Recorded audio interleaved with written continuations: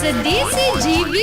Escaramuza, istorya sa kakanan, mano-mano sana. Marina, entra na sa Escaramuza.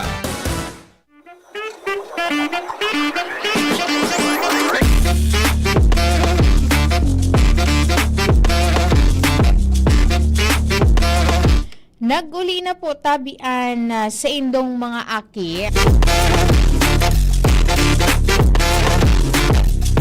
Nakauli na lamang po tabian sa indong mga aking estudyante sa mga pampubliko asin pribadong eskwelahan digdi sa probinsya kan Albay.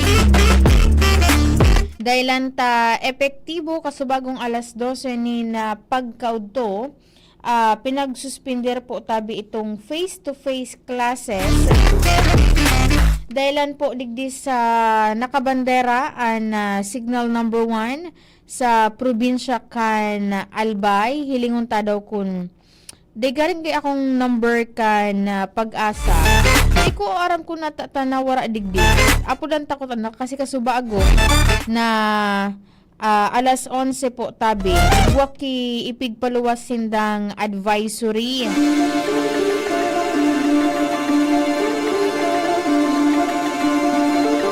Dahilan po nga ni sa raot kan panahon dahil di kay Tropical Cyclone Ramil. Hala, tatig-scroll ko sa iyang napaligdian sa indang Facebook page. As of 11, kasubagong Oktubre 17,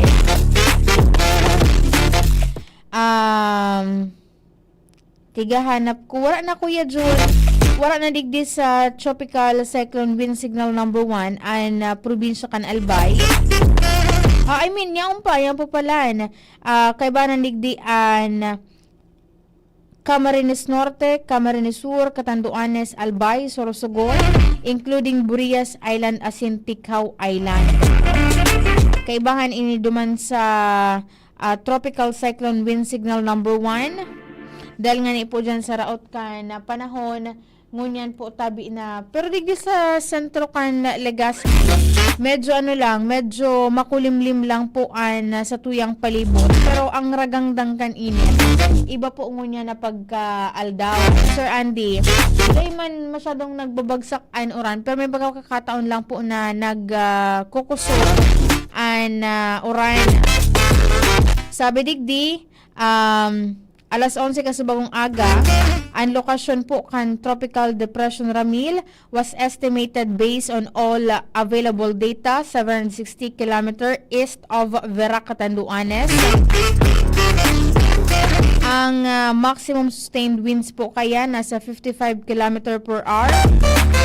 Ang gustiness nasa 700 km per hour and central pressure and naghihiro po ininin southwestward sa rikas na 25 km per hour. And digdi sa sa tuyang palibot kasubago igwanaki ipigpaluwas na anunsyo an gobyerno provincial kan Albay sa pagi po kan gobernador na mag suspender na po ni na klase.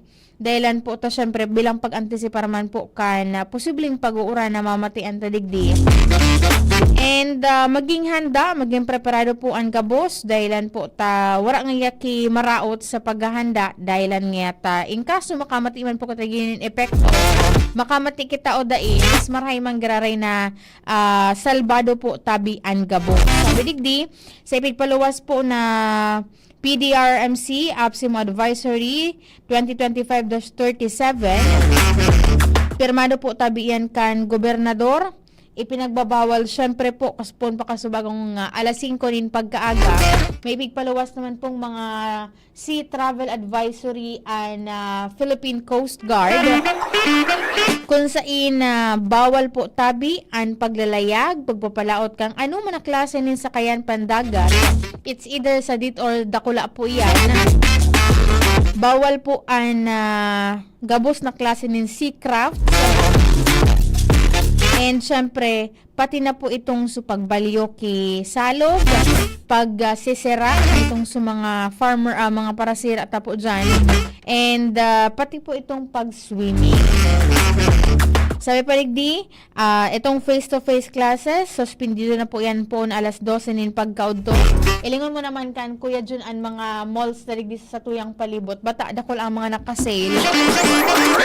Posibleng may mga estudyante po na nagraralakaw-lakaw dyan. Kaya sa mga parents ta, i-check na nindo, apo na po nindoan sa inyong mga aki, kung hanapon na po nindo kung hain. Tabata, Kuya Jun, Friday ngun. Malay mo, may mga nagbuburord, nag-stay sa boarding house, as mauruli sa inyong mga residensya. Kung huro harayo. Sabi pa digdi, no crossing of swollen rivers. And sabi digdi, ang mga residente na hararani sa mga river channel ang piga-abisuhan na maghanda and ibitaran nga nitong pagbalyo.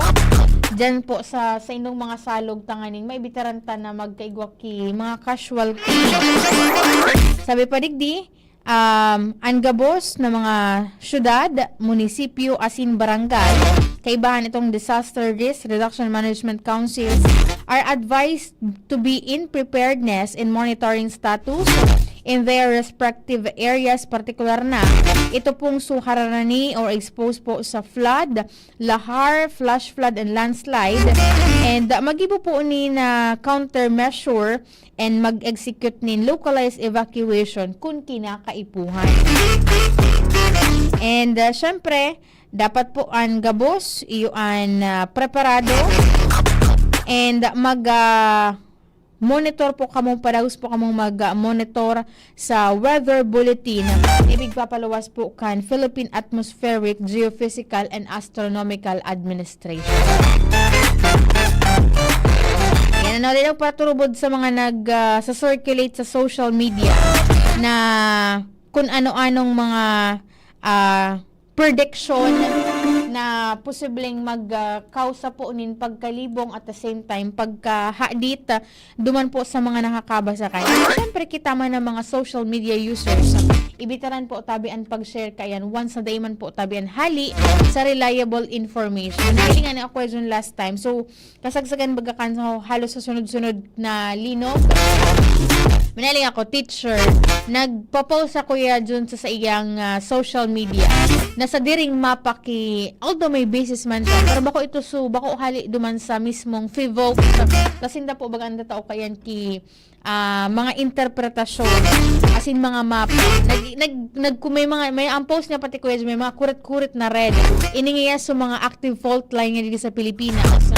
Sa bot-bot ko, maray pa niya ako iniong maestrang ini. Teacher siya, elementary teacher pa. Aram kun hain su, pagsiring bakan, medyo dapat maging sensitive kita sa pag-share nin mga information na dapat talaga hali po duman sa mga lehitimong mga sources, mga government agencies dahil nagkakausa yanin pagkatakot and pagkaedit po duman sa mga nakakabasa kaayan. Diba, Sir Andy Marbella, kan Task Force Kaayusan at Kalinisan. Kay Kuya Zorel Aranya, Kuya Zorel, pasahin ka na naman po tabi nguna na pagkahapon. Ingat-ingat lang po sa imong biyahe at the same time sa imong pong destinasyon ngunya na pagkahapon. And next week, magsarabay-sabay kita para sa ika-67th year na taon na anibersaryo po kan DCGB. Ang mga activities niya po dyan tabiiyan po puunan sa Lunes, October 20, 2025, dyan po sa ground floor kan Ayala Malls, Legazpi.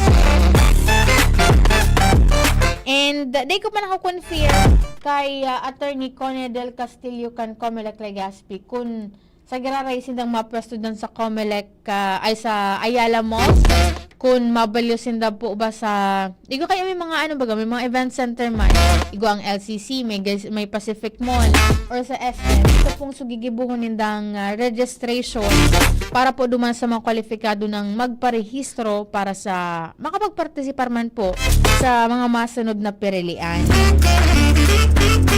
Nag-text ko palang turtod si Attorney Connie ta kaso sarong aldaw ka naghampang ini sa sanggunian.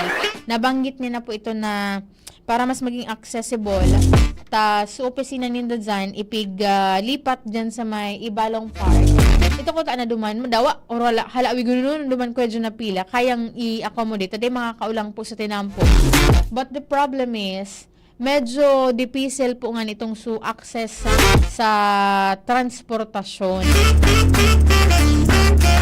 Mapaluwas man sinda kayanin anunsyo kung saan po sinda mas maparamihan teras na mag-stay para po maging convenient man duman sa mga maparehisto dahil ta. Sagod pa po sa May 18. Then naman ito pagsabihin ka na, ay, sus ko ngaya. Sagod pa ngayon next year. Next year na lang ngayon ako maparehistro ngayon. Iling-iling ko muna ngayon question kung magkano ngayon ang bigayan. Then nito paghalaton, sabi ni RD Vala sa Kasubago. Kaya po nito paghalaton na last week, last 2 days ngaya o last day na po kaya na pagpaparehistro dahil ta posible naman na haralaawigon na pila. Sana wala naman kimang alas 3 kimaaga may nagpipila na po tabi. Kaya mag-araw-antisipar na antig na target may nga duman ng Angel. Ito magbo-birthday. O I mean magki-15 anyos ngayon na makakapag-participar na ngayon sa sangguniang kabataan election. And ang temporary ang temporaryong date na sabi ni RD Valesa, iyo po tabian November 2. Maray na pagkauto kay Homer Relista Lola, Mr. J. Lofamia, and then kay dating Kapitan Lolo Cap Hinaro Asilo, ang barangay Kagbakong, nakaantabay po ngunya na pagka hapon, digdi po sa satuyang programa. Sa gabos po, ingat-ingat po tabi kamo sa mga harani po or may mga history na napiga aabutan sa inyong mga residensya nin baha or kung harani po kamo sa mga bulod na may landslide, magtaga-ipos na po kamo and ihanda na po ang mga gamit na kaipuhan. Maray nang preparado po sa gabos na pagkakataon. Tanganing masiguro tama naligtas ang satuyang sadiri at the same time ang satuyang pamilya. Ang sa kuyang kapartner po sa Radio Technical, si Kuya Jun Napoles, sa IT si Jerome Nico Martinez. Ako po si Aza Mustaza. Baba. Tuhod, siko, baywa, aray.